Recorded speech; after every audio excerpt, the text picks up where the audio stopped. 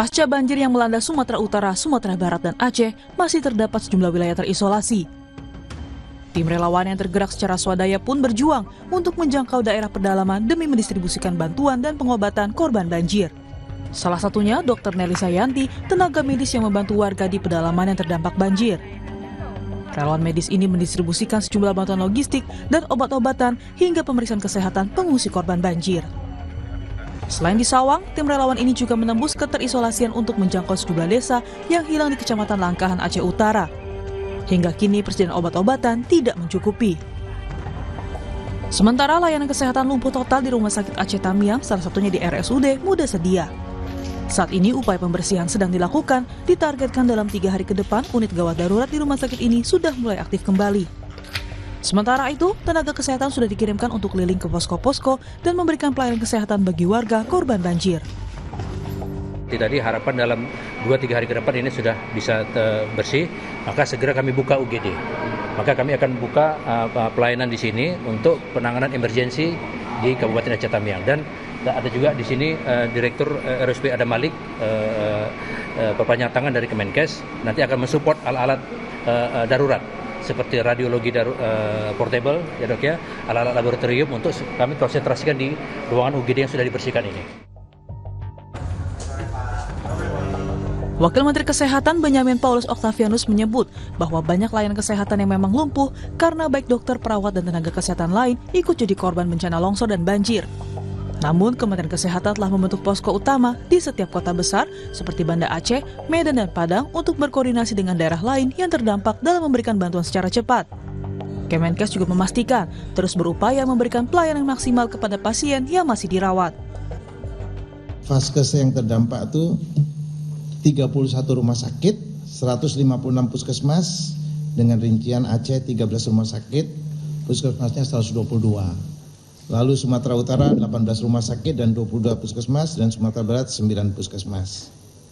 Nah, ini yang ditugaskan kepada kami ke sana melihat agar segera fasilitas kesehatan itu mana yang bisa beroperasi, mana yang sama sekali tidak bisa beroperasi, mana yang bisa segera kita tolong segera. Itu jadi kita pusatkan di setiap provinsi, itu pusat krisisnya ada di Banda Aceh, ada di Medan, sama di Padang. Tugasnya apa? Kepala Dinas Provinsi itu mengatur alur kebutuhan di mana-mana. Korban terdampak banjir di Sumatera, baik Sumatera Utara, Sumatera Barat, dan Aceh pun berharap langkah cepat dari berbagai pihak untuk memperbaiki fasilitas kesehatan dapat meringankan beban mereka dari sisi kesehatan. Tim Liputan, Kompas TV.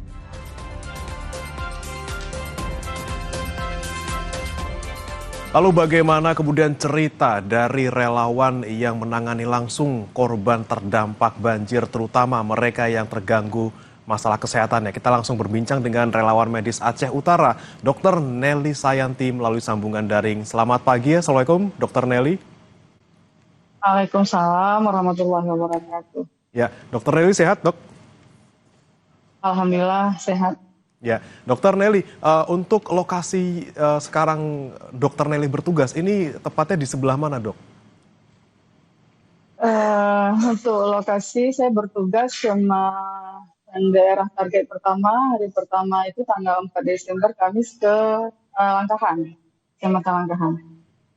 Itu lokasinya bagaimana kemudian mengakses ke sana? Apakah masih terkendala untuk menuju ke sana atau seperti apa, dok?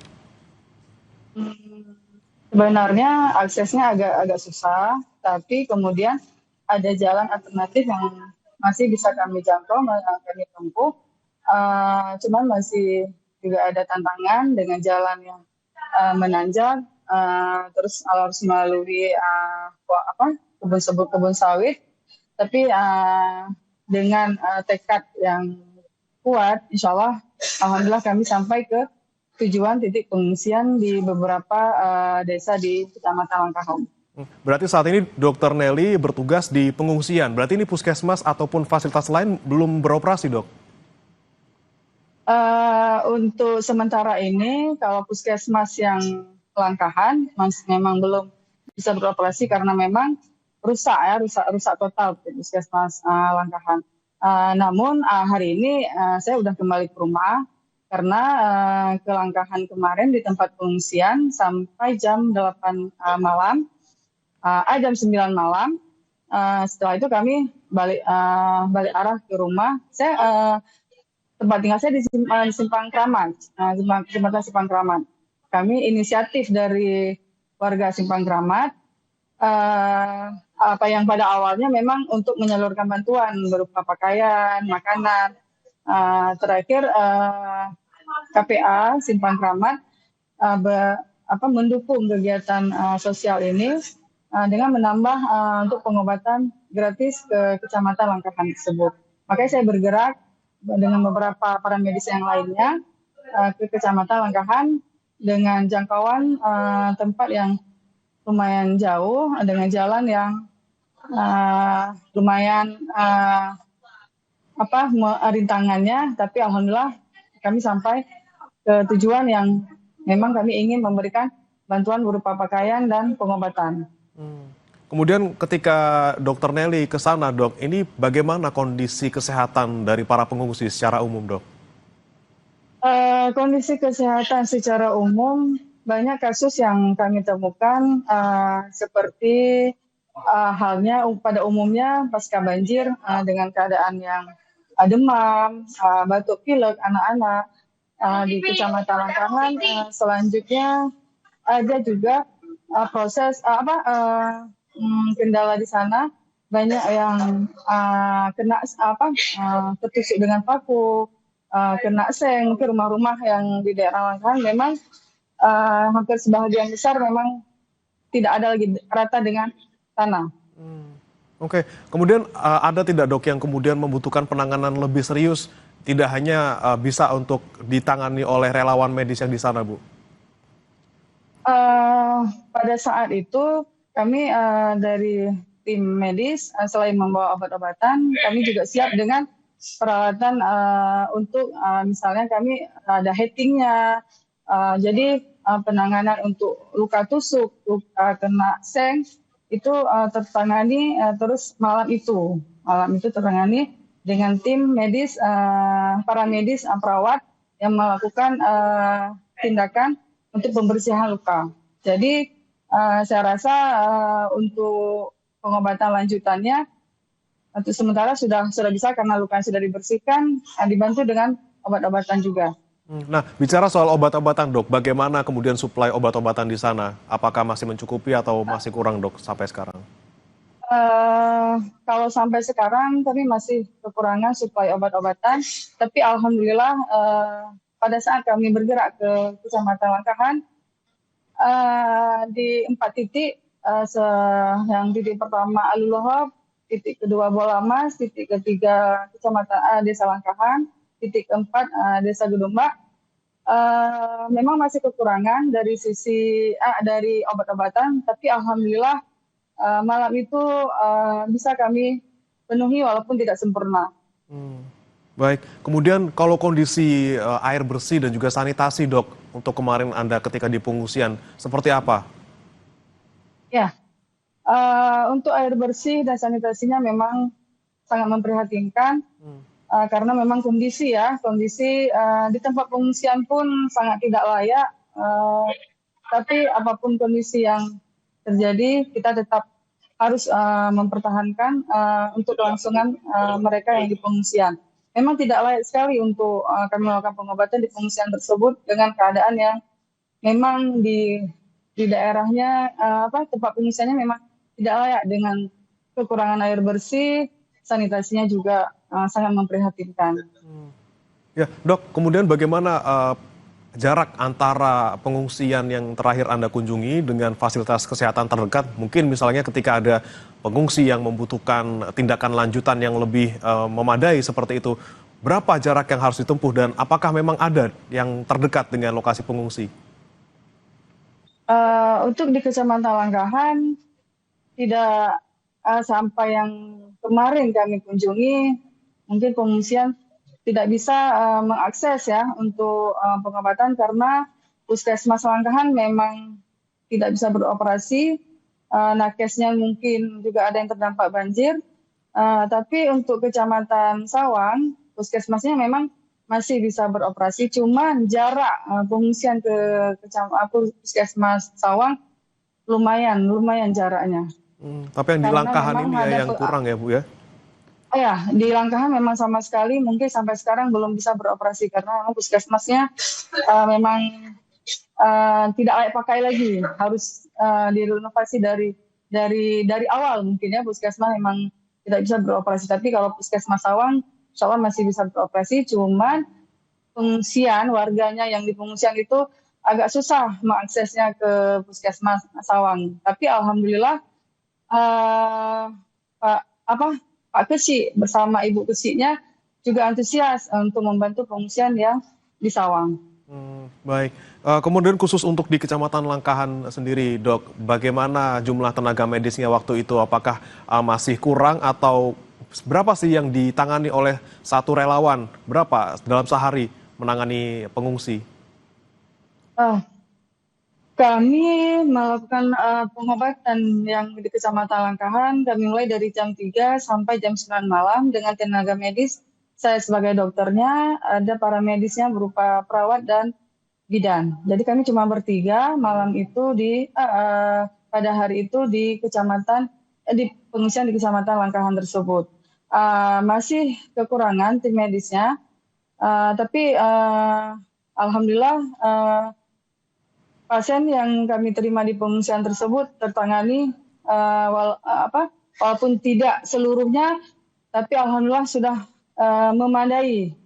Maksudnya pasiennya sangat berterima kasih karena dengan kedatangan tim medis mendapatkan pengobatan dan tindakan-tindakan yang seperti ada kena seng dan tertusuk dengan paku. Alhamdulillah dengan anggota yang bertiga. Baik, Dok. Sebenarnya kami. Baik, Dok. Kemudian Ya. untuk saat ini sendiri di Kecamatan Langkahan masihkah ada petugas medis yang siaga di sana, Bu? Sejauh ini mungkin belum ada yang menjangkau ke sana, tapi terakhir untuk Kecamatan Langkahan belum ada yang masuk lagi ya tim medisnya. Oke, karena Dokter Nelly juga harus berkeliling ke lokasi lain begitu ya. Kemudian Dokter, Iya. untuk saat ini ataupun ke depannya ini Dokter Nelly akan ke wilayah mana lagi, Dok? Rencananya kami dari warga Kecamatan Simpang Keramat bergerak dengan tim medis. Insya Allah kami akan mengunjungi Kecamatan Langkahan lagi karena memang ada satu titik lagi yang malam itu tidak sempat kami kunjungi karena mungkin keadaannya sudah jam 9 malam dengan keadaan yang mati lampu, akses ke tempat pengungsian itu pun agak sulit kita jangkau. Tapi kami akan membuat jadwal kembali untuk ke Kecamatan Langkahan dan Kecamatan di Baktia, serta nanti ada tempat-tempat yang memang belum terjamah sama sekali, yang nanti kami akan membentuk tim kembali dan merembuk ke titik-titik mana yang rencananya untuk ke depan ke Kecamatan Langkahan dan Baktia, insya Allah. Baik, berarti masih akan berkeliling lagi, Dok. Tapi mungkin kita ke Kecamatan Langkahan lagi tadi, Dok. Kemudian bagaimana dokter menangani para pengungsi? Ini kan juga pasti ada anak-anak, kemudian ada balita. Bagaimana kondisi mereka secara umum, Dok? Apa yang kemudian diperlukan oleh mereka sekarang? Ya, secara umum banyak memang yang anak-anak dengan kondisi batuk, pilek, demam. Mungkin di sana mereka juga selain pengobatan membutuhkan seperti kelambu karena memang harus tidur di alam bebas ya, di bawah tenda seadanya. Terus selanjutnya mereka juga membutuhkan seperti pampers ya, memang harus anak-anak dengan kondisi yang seperti itu mungkin dengan daya tahan tubuhnya dengan alam bebas seperti itu yang diusahakan yang harus ada kelambu ya untuk prioritas sekarang dengan tenda yang selayaknya seharusnya ya, tapi ya dengan kondisi yang semalam hujan lagi kan kita membayangkan gimana kondisi mereka di sana yang memang beratapkan langit dengan hujan, selanjutnya di atas tanah Saya nggak bisa membayangkan gimana kondisi anak-anak saya di pengungsian. Serta dengan lansia-lansianya.